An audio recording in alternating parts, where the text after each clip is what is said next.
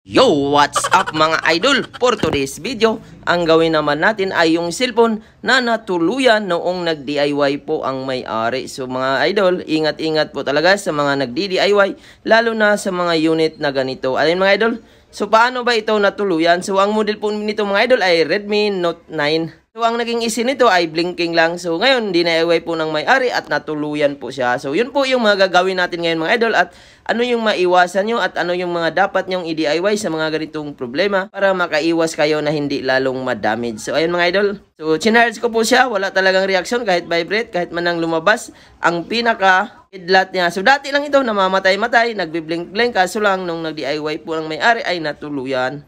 So ayan, buksan na natin mga idol. Grabe po ang nangyari dito, nagsitalsikan po lahat ng mga pesa. Ito po yung lagi kong sinasabi mga idol, kapag ganito ang problema ay hindi po talaga pwede i-DIY ito, lalo na kung wala po kayong sapat na gamit. Ayan mga idol, tanggalin natin yung screw at mag-shoutout tayo dito. Ayan lahat. At sa lahat po ng ating viewers na nanonood ngayon, shoutout sa inyong lahat. At sa gustong magpa-shoutout, comment po kayo sa video. So ayan mga idol, na-check na po natin.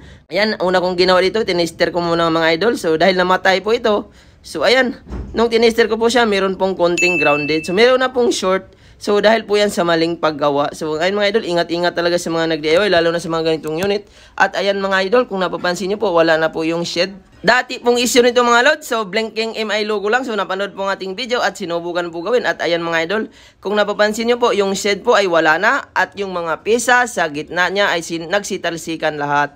So namatay po ito mga idol. Ayan, tanggalin muna natin. At ang pinaka-fuse na rin ito mga idol ay ginalaw na rin. So mga idol, sa mga ganito, sa mga nagpapatay-patay, kung fuse lang naman ang tama, pwede ito i-DIY. Pero kung nagbi-blinking lang po ito, ay bawal po talaga i-DIY kasi napakasilan po ng motherboard nito. Kunting mali mo lang dyan ay pwede talaga yan matuluyan. So yan, dalawa po ang natanggal dito na bakal. So yung dito banda at yung kabilang banda. At ayan na nga mga idol, nung sinilip ko po yung mga kapasitaw na mga maliliit dito sa banda. Ayan, sa gitna po yan. Nung pagtanggal po ng bakal ay nagsitalsikan po lahat. At ang itong pyesa na yan mga idol, dito po yan nadali. Ayan, kung napapansin nyo po, nagsitabingi na rin po yan. Kaya po yan namatay dahil po nung nagalaw siya or malakas ang pagkakainit, nagalaw po ang mga kabilang mga pyesa niya, kaya namatay talaga siya. So ayan mga idol, yan po yung tumabingi. Ayan, kung napapansin nyo po, yung kwadrado na maliit. Nahatak po yung pinaka-kwadrado na maliit, kaya po yan namatay at nag-short. So ang gagawin natin mga idol para mabuhay, so ayan, yan po yung maliit. So kung napapansin nyo po, nakita na po yung mga tingga sa gilid, yung mga paa. So dapat, hindi po yan nakikita mga load. So ang gagawin ko dito para mag-normal kasi na-encounter ko na rin po itong mga ganito mga idol, natuluyan po ang cellphone nung nag-DIY ang iba. So, ganun din ang nangyari. So, nahatak din yung pyesa or tumabingi. Kaya ang nangyari, namatay. So, ang gagawin ko dyan mga idol, tanggalin ko siya at ibalik ko sa normal para mabuhay siya ulit. Dahil tumabingi yan mga idol, nagalaw po yan nung pagtanggal ng bakal. So, ingat-ingat talaga kasi hindi po yan basta-basta talaga matanggal ang bakal. Maaring may magalaw ka sa mga katabik-tabi niyang mga pyesa. So, ayan mga idol, kung napapansin nyo po, inangat ko po yung kwadrado na pyesa at ibinalik ko sa normal. Ayan mga idol, kung napapansin nyo po, kanina tabingi po yan. Kitang-kita po yung mga paa sa gilid. So, yun po yung dahilan kaya sa namatay. So, nagalaw po yan nung pagtanggal siguro ng bakal. At ayan na nga mga idol, kung napapansin nyo po, nabalik na po natin sa normal. So, possible nito na mabuhay na po ito. At ayan mga idol, ang iba pang problema dito, ayan, marami pong mga pyesa ang nawala. So, kumuha po ako ng SIM board. So, ayan mga idol, kung napapansin nyo po, yung board na kinuha ko ay marami pang capacitor sa gilid. Ayan. Kung napapansin nyo at tingnan natin yung motherboard niya, ayan, nagsitalsika na po yung maliliit na mga pyesa. Grabe po ang nangyari dito. Dapat huwag nyo po ito i-DIY, lalo na kung wala po kayong experience sa paggawa ng ganito. Ayan, kitang-kita nyo po mga idol, ang isang board na kinuha ko ay may mga pyesa pang maliit at ang kabila ay wala na. So, ingat-ingat talaga mga idol. Kung fuse lang po ang tama ng mga ganito, pwede nyo i-DIY. Pero kapag nagbi-blink na po siya at hardware issue at ganito po ang sistema ng paggawa, ay huwag nyo pong subukan. Dahil kapag naayos nyo po yan at nawala ang mga pyesa na maliit, ay wala po talaga yan signal. So, kagaya nito mga idol, nung naayos ko po ito ay talagang hindi ko na po siya napasignal dahil may mga pyesa na maliliit ang natanggal. So, wala po tayong kamalit dahil yung board na ipinakita ko sa inyo ay pinagawa din yan sa akin. So, ayan mga idol. So, pinakita ko lang yun kung ano yung mga nawala. At kung napapansin nyo mga idol, nabuhay na po natin. So, kanina talaga walang reaksyon. Natuluyan po ito nung nag-DIY. At ngayon, nung naibalik po natin yung tumabingi na pyesa na itim na yan mga idol. So, connected sa power yan. Ayan, yung tinuro ko. So, ayan mga idol. So, yung mga piyesa na natanggal na maliit doon sa ilalim ng shield ay mga connected po yon sa signal. At ayan mga idol, drain na drain po yung battery nito. So, yung dumating po sa atin ay patay. So, ngayon nabuhay na natin. So, ganun lang mga idol, kapag napatay nyo po ang mga ganito, so, possible, tingnan nyo po yung mga piyesa na tumabingi na yung ginalaw ko mga idol. Kasi possible, nandoon lang ang problema.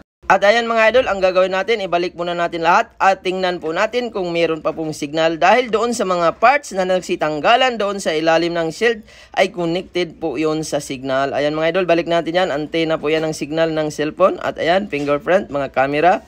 At ibalik natin yung mga screw mga idol. So ayan. So may dumating po sa atin, nung inayos sa atin ito, grabe ang nangyari dito mga idol. Ayan o, lumubo, nasira ang LCD. Grabe. So ayan, itabi muna natin at unahin natin ito mga idol. Tuloy-tuloy tayo.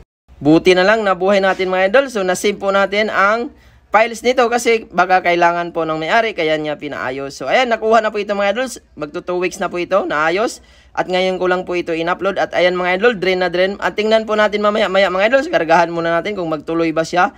Kasi ang unang problema talaga nito ay nagbi-blinking lang. Lumalabas ang logo, namamatay, hindi nagtutuloy kahit ginalaw na ang fuse.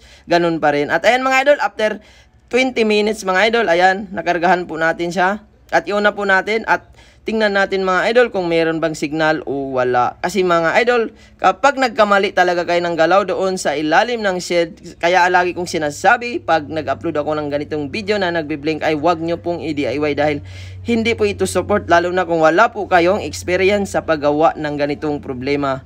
Napakasilan po nito, madali lang po tingnan, pero kapag ginawa mo ay hindi mo talaga yan basta-basta magalaw. At ayan mga idol, kung napapansin nyo po, no service po ang nakalagay sa gilid gitna ng... Ayan, kung napapansin nyo sa baba ng oras ay no service. So, dapat naka-emergency yan. At ayan mga idol, kahit lagyan po natin ng SIM card ay nagno-no service po talaga siya. Ayan mga idol, wala pong lumabas na signal dahil doon po yan sa natanggal na mga piyesa na maliliit. So, hindi ko na po ito napasignal mga idol dahil wala din po akong pamalit na mga kapasitor na maliliit. Sobrang dami po ang nagsitalsikan, siguro lagpas 50 yon. At wala po tayong pamalit dahil yung tinisting natin at ipinakita akong board kanina ay hindi po sa akin yon. So, ayan mga idol. Yan, hindi po sa akin ang board na ito at sa customer ko itong mga idol. At ipinakita ko lang yung nawawala at para makaiwas din kayo, ma-aware kayo kung ano ba ang dapat gawin kung mag-DIY kayo or ano ba ang dapat gawin para hindi lalong matuluyan. Ayan, nag-no service talaga at hindi talaga natin napasignal mga idol. At sana mga idol, nakakuha din kayo ng idea kung paano nyo ginagawa or paano kayo makaiwas sa ganitong problema. Nag-normal po lahat except lang doon talaga sa signal. Kailangan natin makahanap ng patay na board at ilipat natin yung mga pyesa na natanggal dito para magka-signal. Ayan mga idol, sana maging aware kayo kung ano ba ang mga dapat gawin para makaiwas kayo sa ganitong problema. Maraming salamat po sa panonood.